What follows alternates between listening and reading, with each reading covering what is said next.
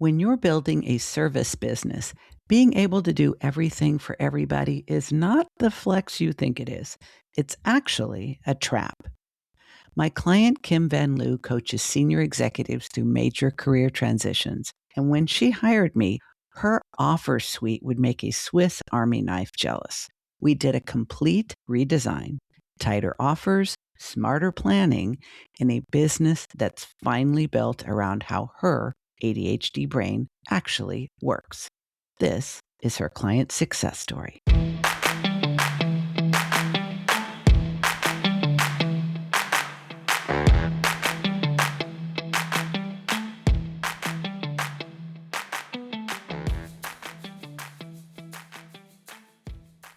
So, Kim, we are here today to recreate the story of how we work together and the decisions you made, the changes that you made, and where you are now.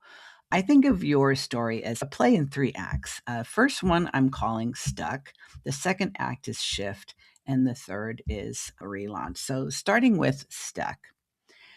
Let's talk about what you do for a living, and because it's going to matter later. You coach senior executives through big transitions. And the irony of it is that you hired me to help you go through a big transition. Walk me through what your business looks like day to day. Sure.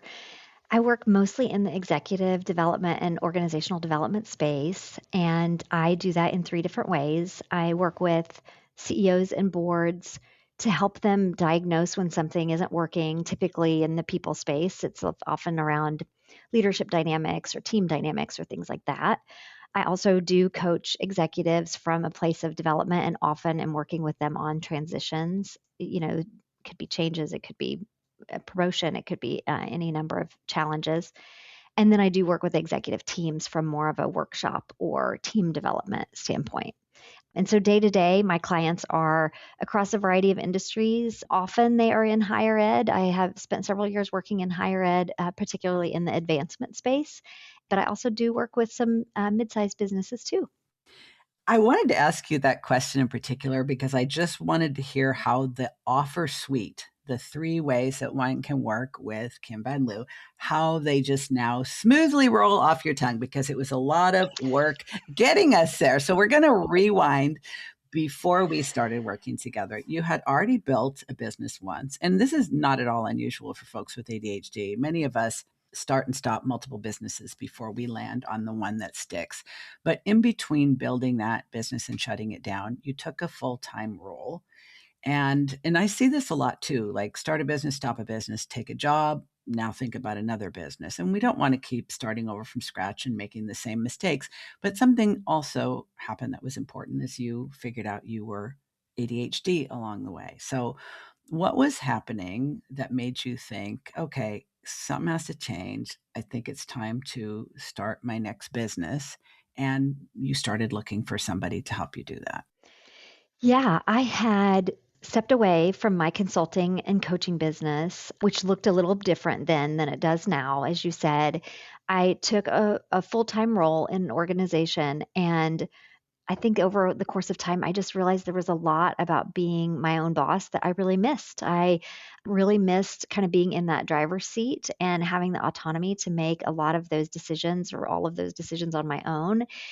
And at the same time, I was a little bit concerned about coming back into the business as it was, or as I had left it, because I also was battling maybe not always feeling challenged in the way that I wanted to feel challenged. Some of the foundations of this work I've done for a long time, and I knew that I really wanted to redesign it with intention, and I needed somebody to help me do that. As you said, it probably had been a year-ish that I had been aware of my likely ADHD diagnosis, or as you like to say, ADHD-ish tendencies. And I really had been intentionally learning about those, but was looking for a coach who could kind of help me dig into that with, a certain level of expertise that I didn't feel like I had. It's a really smart decision because you've had ADHD all your life. You've always known you were different, as we do, but being able to actually say, oh, okay, this makes sense. This makes sense why I like to do a bunch of different things, why I'm more than happy to change my mind and start things over. And we haven't always given ourselves permission to be who we already are, but in service to helping guide us, giving us the guidance, the support, the advisory capacity, the accountability, it's really useful to hire a coach, but it has to be the right coach. And most of us have some pretty horrific stories about working with the wrong one. I think you are a gracious person in general, but in your own words, a previous coach that you had hired was, quote, pretty abrasive and may have actually done more damage than good. I wish I could say this is a rare experience, but the stories are here really are shocking. What did that experience teach you about what you needed? And how did you determine that I was the right fit? Because, Kim, plenty of people would just say, you know what, I got burned and I'm not working with another coach. I'll figure this out on my own. Well, admittedly, because I am a coach, I probably have a bias toward coaching. I do feel like it's a really valuable channel for our own personal growth and development. And to your earlier comments, it can be really damaging. I mean, to have a good coaching relationship, you really have to be able to be vulnerable with that person. And if you're going to be vulnerable with that person and then they somehow respond in a way that doesn't give you a sense of belonging or acceptance, that can be really damaging. Not that it has to all be rainbows and sunshine. I mean, I think a coach can be devil's advocate. I think they can nudge you and prod you along to the extent that you need that. But at the end of the day, what was important for me was someone who was going to really center me and my needs in the coaching relationship. And I think if the coach is centering their method or their approach or their style, I mean, maybe if your needs are really basic, that's fine. But generally, we are all unique individuals. And so finding someone who was really going to be able to see me for who I was. I mean, I think you at one point even talked about, hey, I've got lots of tools and techniques that we will tap into, but we're not going to do that necessarily in an overly prescribed way. And that was really important too, because I needed to be able to kind of sort through various topics in a pace that made sense with me and a sequence that made sense with me. So, yeah, those were important things. I think it's especially important when you are in the early stages of coming to terms with your ADHD identity, as I call it. Whether you say, yep, I'm ADHD, and now it becomes a major feature of your identity and how you experience yourself in the world, and you talk about it a lot and you can't wait to tell everybody. Or if it's more of a quiet awareness that, okay, now this information is helping me make sense of some things that have maybe been a cause for concern or maybe made me struggle in ways that I didn't quite understand. And because this is fairly new to you, I imagine you're going to be continuing to discover and uncover this for quite some time. But when you think about the past decade of really feeling both satisfied and stuck in equal measure, how do you think the discovery of your ADHD-ish tendencies has shifted the way you think about yourself and how you think about yourself, especially as a consultant, a coach, and a business owner? Gosh, that's such an interesting question. It's been really enlightening. I think there's been a much greater sense of acceptance Mm. and even just lots of aha moments of, oh, not everybody's like that, which has really been interesting. It's helped me understand my reactions for sure. I think to the point of being stuck, there have been some things in my professional environments. There's been some things, just in life more generally that I've had really significant reactions to or responses to. And it's helped me better understand some of that. I think before we started working together, Diann, I was certainly one of your podcast listeners. And there was an episode where you said something about, I'm not going to remember the terminology, but it was something about this justice Yeah, I knew orientation. you were going to say that. It's because we talked about this a lot in Yes. one of our calls. It was the episode about justice sensitivity, and we're going to link to that in the show notes for anyone that wants to listen to it or go back and listen to it.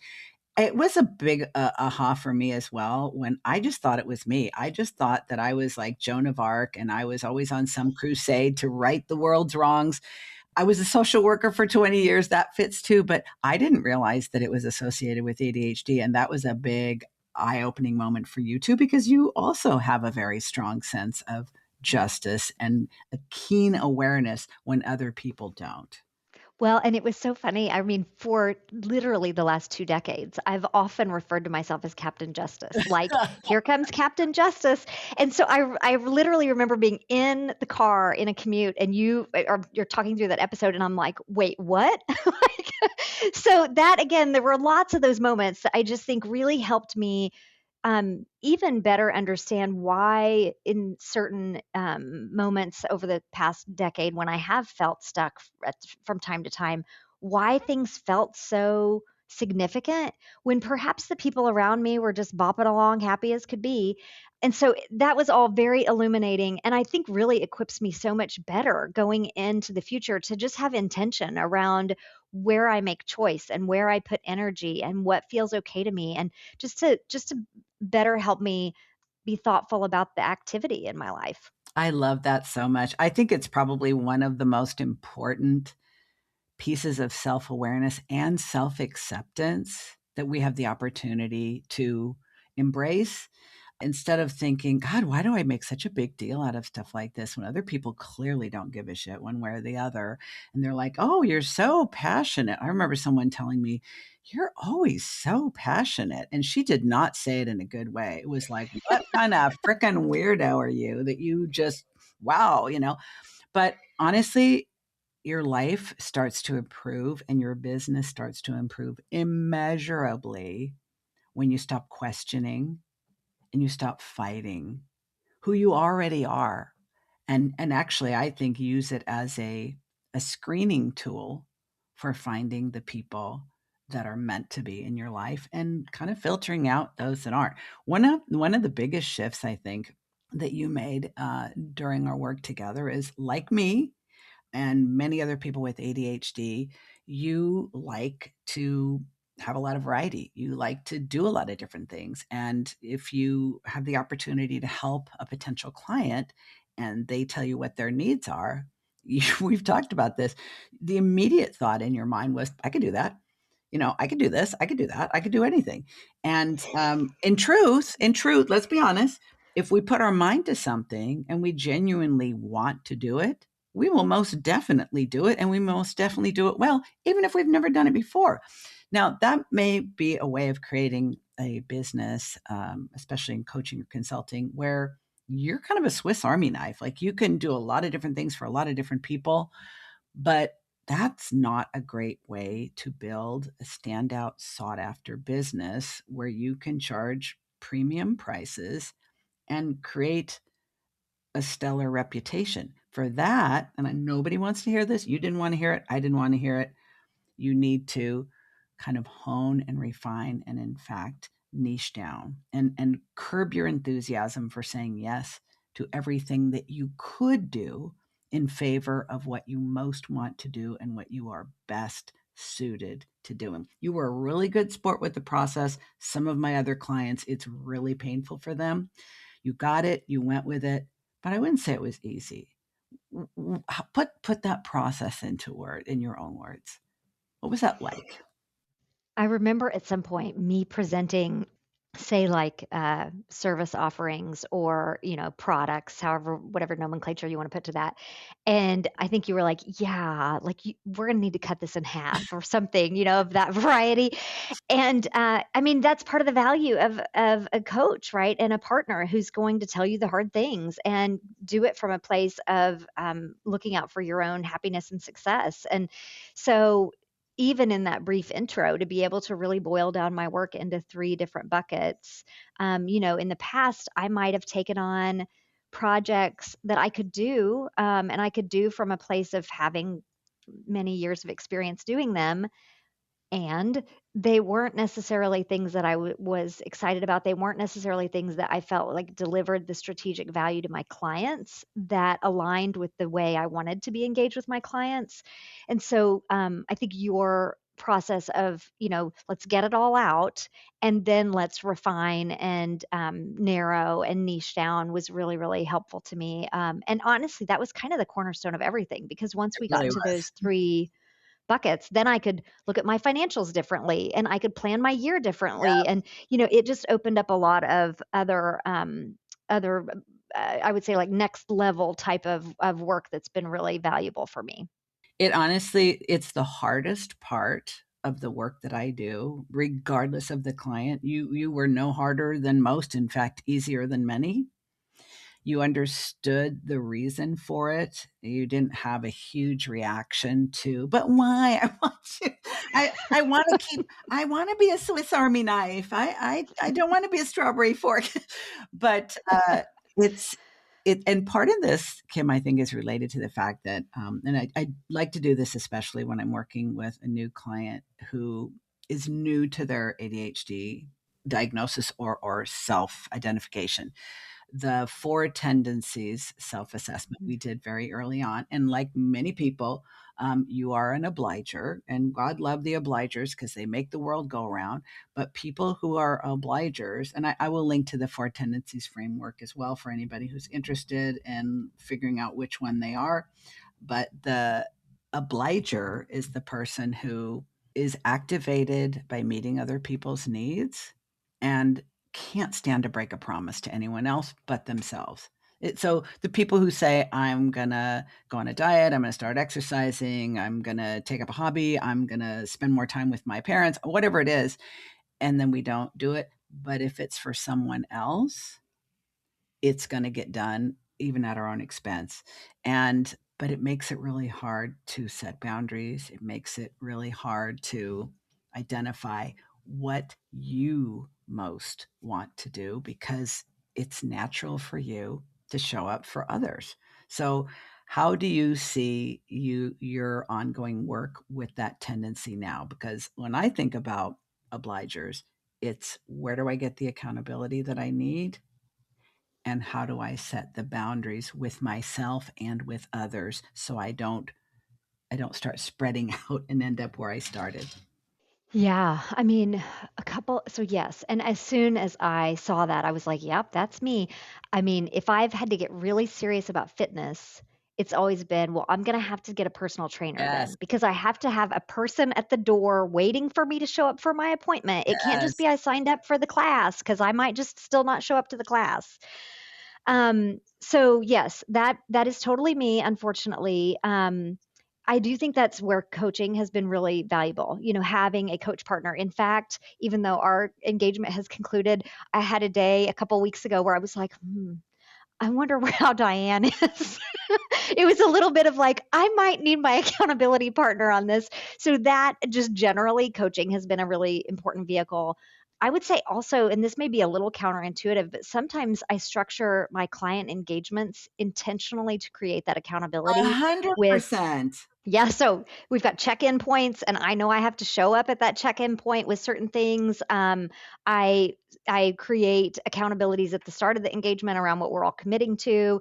It allows me to add enough structure and to get enough people on the same page, and then I will uphold that obligation. I will fervently make sure that I deliver on whatever expectation I've set in those kind of mechanisms.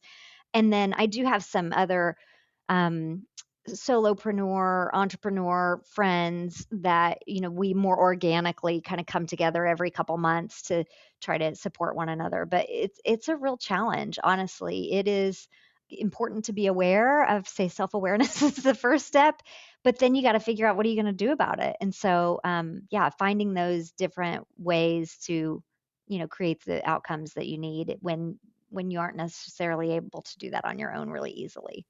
It's why I now say the first stage of really coming to terms with having ADHD and owning a business. It used to be self awareness. My model used to start with an emphasis on self awareness and then move into self acceptance.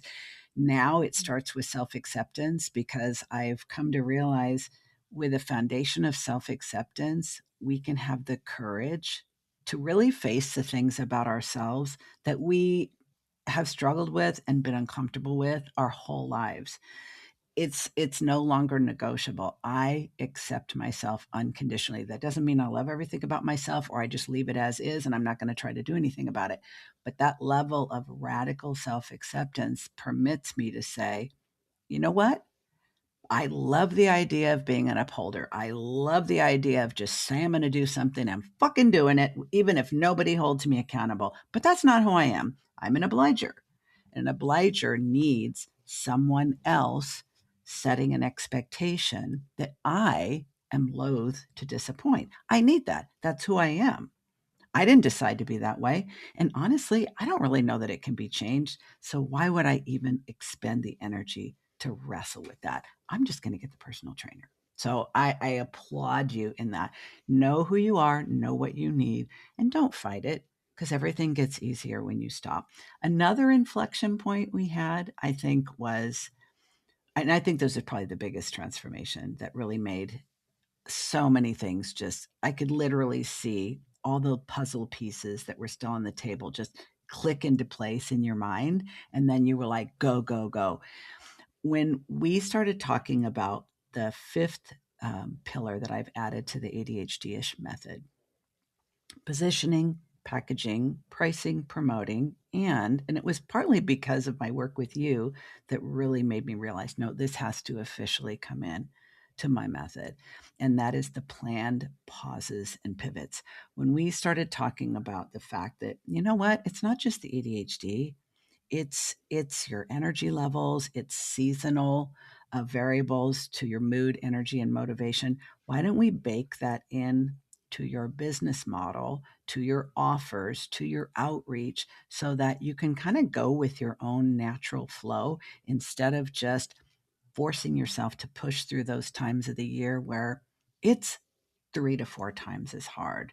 When we started talking about setting your business goals to your personal needs, not just your financial targets, I literally think I saw your head explode on the Zoom screen. Yeah, I mean, it was so interesting, Diane, because kind of back to me coming into restarting my own business and some of the fears I had about, really want to make sure I design this with intention so that it can be sustainable for as long as I want it to be sustainable. And that was a really big aha. We started working together late in the calendar year. And so we were kind of working through some of those products into the winter months. And my energy always dips in the winter months. I am in the Midwest where we get months of gray skies and it is just abysmal. And I feel it. I definitely feel it. And I was waking up and having conversations with my husband like, huh, I feel my energy being really low and I'm doing the things I need to be doing, but I'm realizing that I might need to be thinking about my work differently in the middle of February versus the middle of July. And again, because we had done the work around the products, I was able to come in and talk to you about what does this really mean for the planning work phase of our work and how might I structure maybe January and February differently than I structure, June, July, August. And that has been even just feeling like as a business owner, I have the freedom to Yes. seek out to, like I'm not, you kind of back to that earlier comment about, there was a point in time where I was just taking all the engagements I could take because I felt like I could be the Swiss Army knife. And now the idea that you're really in the driver's seat, right? You can structure your work in the way that's one of the advantages of having your own business, right? And that was a really big moment.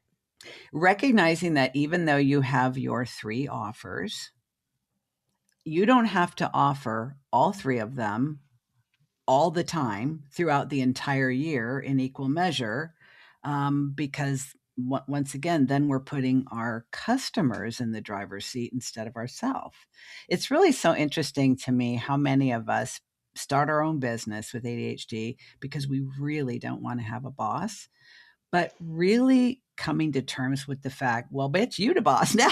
Like you got to be the boss of your damn self, and that really requires really looking at all the ways that we are conditioned to just make ourselves available for all of it all the time, whether we're high energy, low energy, whether it's a time of the year where we'd much rather be on vacation or going to the beach or reading some books, and yet we're slogging through. It's like, oh my goodness, it's such a missed opportunity, Kim, when we don't realize that I can structure this business however I want.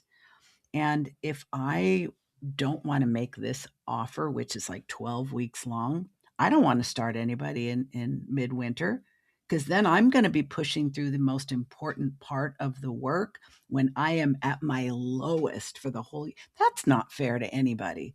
The client might not notice the difference, but you will feel it each and every day. So why not structure your business so that you've got the offers that work for them and for you? And you know what? It's not available at that time. They can be the first on the list for when your calendar for that offer opens up again. And the more you are focusing on your unique offers, your unique way of doing things, they will wait. That's just something we have to come to. And it feels really scary to make that decision. But I think your past experience in business really taught you, no, I can do this and I need to do it now. You are very adaptable.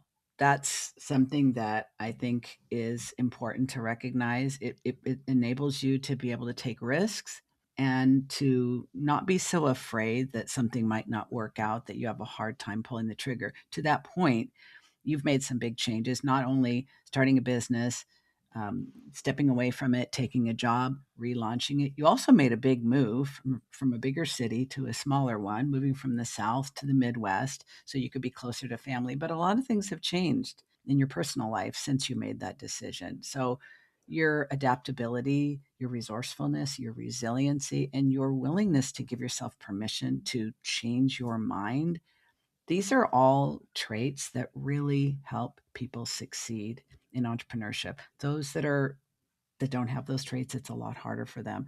But when you have rebuilt a business around where you are in your life and how it can fit so much better in your life, do you think it's like, do you just think about this as your business, or do you really look at this as an opportunity to redesign your life at the same time?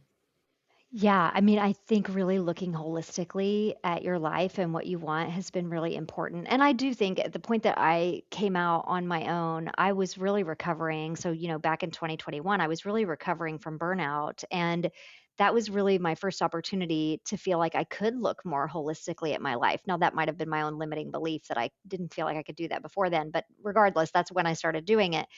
And I will say through our work together, kind of in this space of, hey, I want to relaunch in a way that feels like it's got the longevity that I need it to have.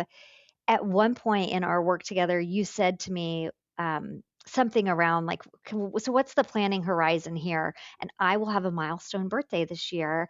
And you said, okay, so let's say like 10 years out, let's say you're turning 60. And I was like, I'm turning 60 in 10 years. It was I'm like not this, very good like, at math either. whoa. I mean, well, that's the math. That's the math. You were right. But I had this moment of like, oh my gosh, like that sounds like it's 10 minutes away, right? Like, I mean, the 10 years isn't really all that long. And that was great. Like to the point of when I think about the last 10 years and all the changes that have happened in my life and and having a moment of looking into the future to the next 10 years and what do I want to be building? What do I want to be positioning myself for in 2, 3, 4, 6, 8 years from now? A lot of the work that we were doing allowed me to think into the future in that way. So, not just to solve for today, but to build something that really does have the legs. And it's been exciting to be able to start some work on some of the things that really will be seeding opportunities, I think, down the road that can allow my business to evolve in ways that I think will be important to me as I continue to have more birthdays, hopefully. It was one of the things that was very exciting to me, Kim, about our work together is, a lot of folks with ADHD, when you ask them about their future plans, they literally look shocked. And I know this is we have time blindness. Our relationship with time is very unique in many ways. I prefer to refer to it as time optimism because I always think I have more time than I actually do. And to the point where you're like, you knew you were turning 50, but you're like, I'll be 60 in 10 years. What the hell? It's, I mean, it was like, wait, what? Is that the math? no, That that's seems crazy. impossible. But I think our reaction to it is amusing. And it's, if you have any doubt that you have ADHD, if you have that reaction when someone says, so you're turning 50 and in 10 years you'll be 60, and they look at you like, the fuck I will. It's like, okay, you should probably think about, getting assessed or reading a book about ADHD because you probably qualify.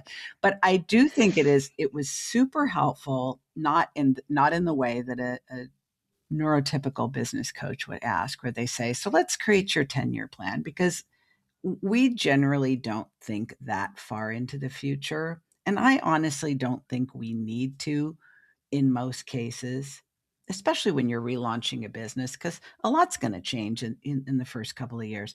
But what I loved about that question, first of all, your reaction was really funny and so relatable for me. Every year when my kids would have a birthday, I'm like, oh my God, it feels like this had just happened. It's a birthday again, or even my own.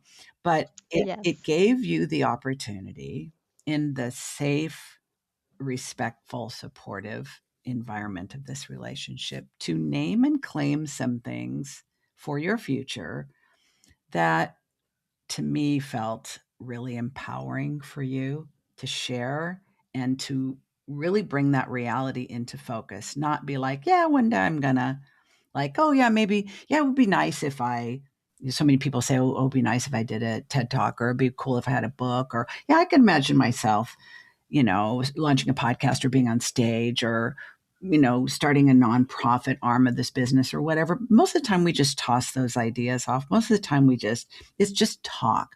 But I remember very distinctly that you had some very specific ideas for where this business could go and grow, and how you could grow as a professional. Would you share a couple of those? Yeah, sure. I've been toying with the idea of a book for a few years. Ever. And, the time blindness or time optimism, which I do much prefer, it's such a real thing. I mean, I'm constantly like, oh, I have 8 hours. I could like build an entire country in 8 hours. Nope, probably can't, but it feels like I could.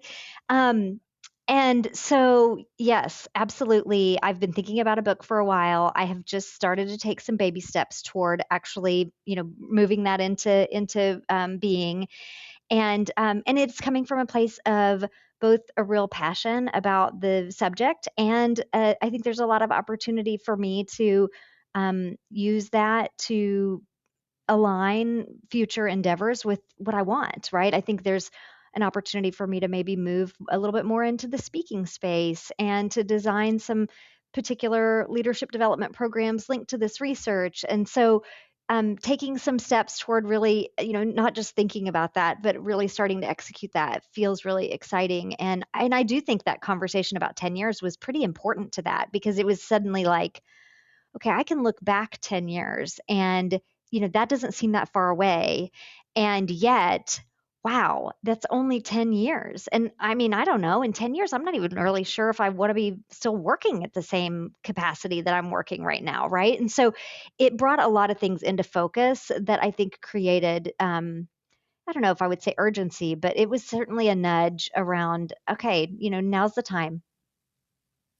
Now is the time. And there's something to me magical about turning 50. I think especially for women, but really for all humans. There's something about that particular age that most of us have the reaction, well, I'm not a young adult anymore, but I'm not yet old either. It does create a certain sense of urgency, not the ADHD urgency where we wait till the last minute to do something important, but we're very familiar with that. But this notion that if not now, when? Because I have literally been toying with this thing for a decade and I have nothing to show for it. Something about 50 and realizing 60 is right around the corner, that you either kind of shit or get off the pot, and you decided to make a commitment. and to start taking steps, which I'm very happy to hear about, because those 10 years are going to come and go, and they can come with you developing a speaking career and a book, or without it. They're going to pass one way or the other. So I love that it created a sense of awareness that time is not infinite. And these are things that you can commit to now and start taking steps toward, because they're not going to happen on their own. So if anyone listening is standing like right where you are or close to it, kind of one foot in a safe job and one foot still holding on to the business or the path that they really, really want, what would you tell them? I think I would really encourage them to look at their life holistically. You kind of raised that topic earlier about was I planning from a place of really just looking at my career or looking more holistically. And I do think that really looking at your life holistically and figuring out what do you really want. And for many of us, that's really hard. And I think especially women, so much of our life is often, especially in the middle of your life, focused on, raising kids or supporting your spouse or being a community volunteer or helping your aging parents or whatever it is that All of the oftentimes above, there comes a usually. point, right? All of the above all at once.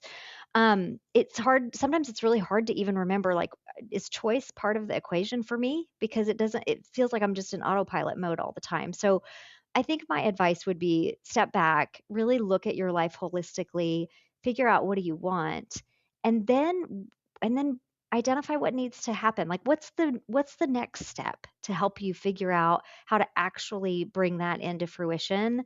And that might be working with a coach. That might be having a conversation with your boss, right? Like any number of things, but really life is short, and just making the most of it, the opportunities that you have.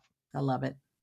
Kim, thank you for being here. Thank you for being such a wonderful client. Thank you for making such good use, not only of our time together for this client success story interview, but the 6 months we spent together weaving who you really are and what you really want into your new business. I will make sure that we link to it and you in the show notes, as well as the 4 tendencies and the justice sensitivity information. This was delightful, my friend. Thank you so much. Thank you. It was so great thanks for having me, Diane. It was great to be here. And, big thanks to you. Like, I am super excited about where the business is headed. I've had a really good first half of the year. And, no small part of that is due to my work with you. So I really, really appreciate you and just a lot of advantages of our time together.